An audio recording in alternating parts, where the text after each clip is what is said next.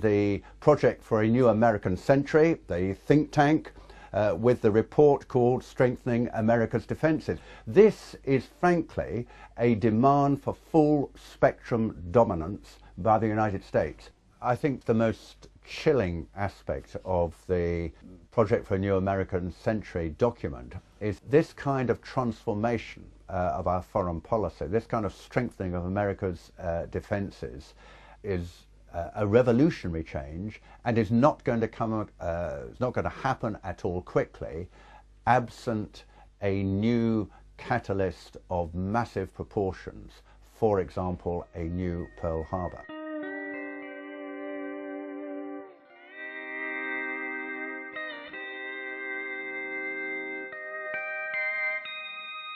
In Crawford, Texas, we found individuals who believe the weapons of mass destruction were found in Iraq. No weapons of mass destruction were found. Are you kidding me? Do you buy that? Yes. Of course there were mass. Of course there were. David, there were. Yeah. This guy would make a great citizen in George Orwell's fictitious 1984. If we took them all away, does that still mean that if he had the capability, would he still? See, that's in the mind. Well, she's got an ad on TV that said he lied, my son died. You know, he lied about what? What did George Bush lie about? He said he was going to protect weapons this of mass country. Destructions. That no matter what it took to keep the enemy out of our backyards. He never said there weren't going to be nobody killed. That's war. I think they're saying that Bush lied about WMDs, not about troops were going to die. But did he though? Those weapons were there. The authoritarian powers of the state, which are available to government, is very dangerous. And I think we live in a state, we live in states, both the United States and the UK, where the powers to question, to call in evidence, to demand explanation, to hold to account those who are in control are gradually, systematically being weakened. This is very dangerous in a democracy.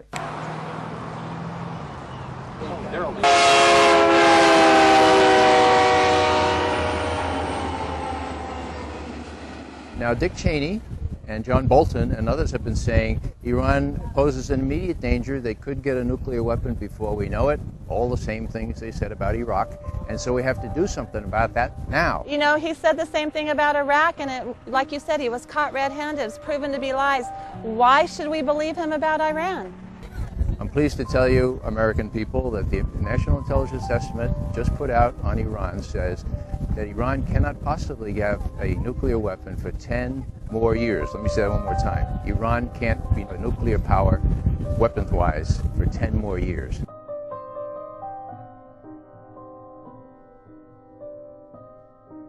We have to look at whether our governments are creating enemies so that they can justify what they do.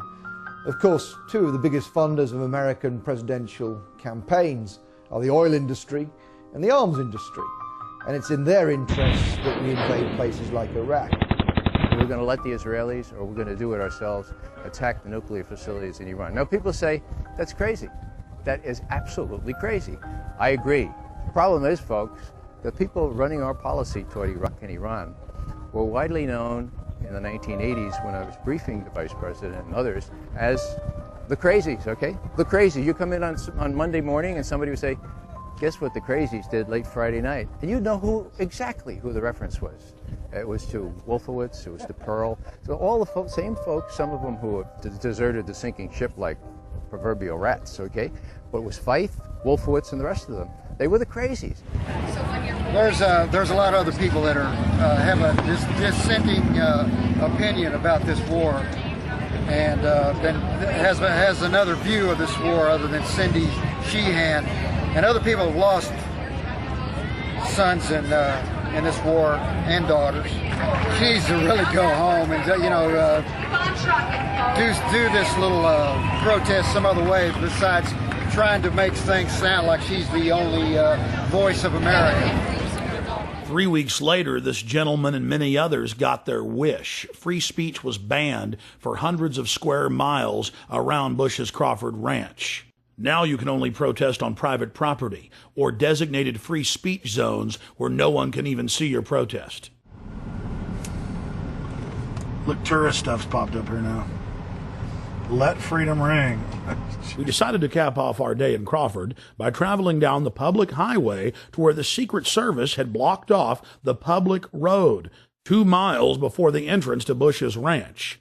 We were promptly told, as if America is now a third world police state, to get out of there, despite the fact that we were credentialed press.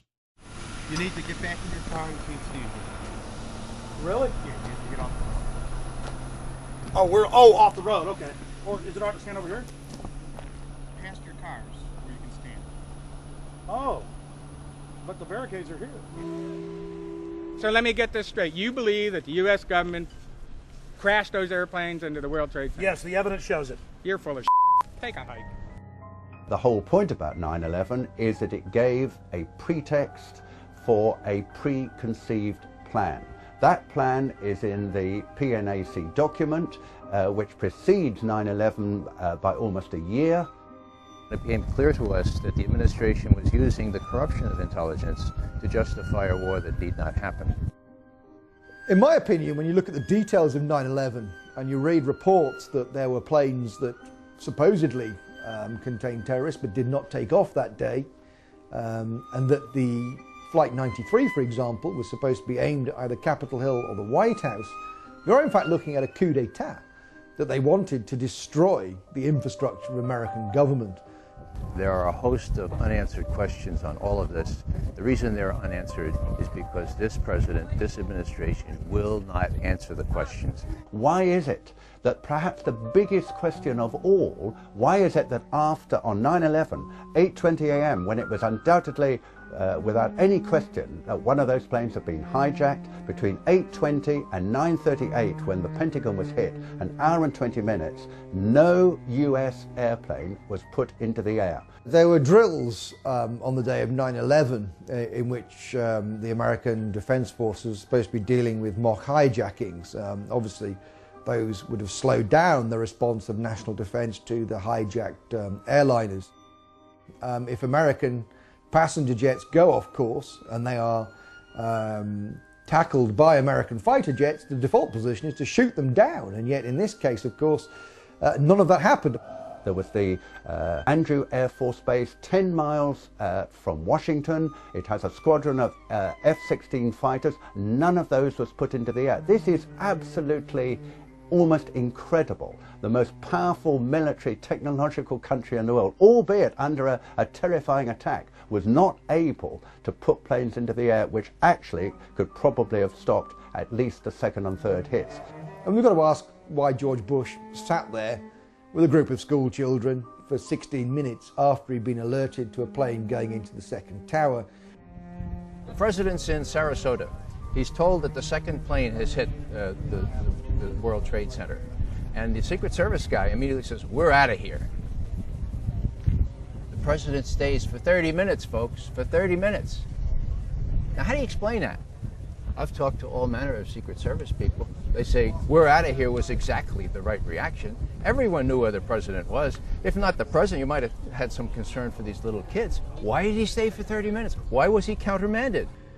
The implication, of course, is he knew exactly what was going on, that he knew that he wasn't under attack. I think all of this needs to be explained. It wasn't in the congressional report. There was no serious examination of this. And there is the amazing statement made in the official congressional report that the American authorities have not managed to trace the source of the funding. And then the most amazingly disingenuous statement, ultimately, is it of little consequence. It is of massive consequence. The head of Pakistani intelligence at the ISI, Lieutenant Mahmoud Ahmed, requested Omar Sheikh, who is a well-known Islamic extremist who is now actually in prison in Pakistan, to wire $100,000 to Mohammed Atta, who was the lead hijacker. It is absolutely astonishing that that lead has never been followed up. As it happened, General Mahmoud was actually on a visit to the United States both before and just after 9/11, and saw many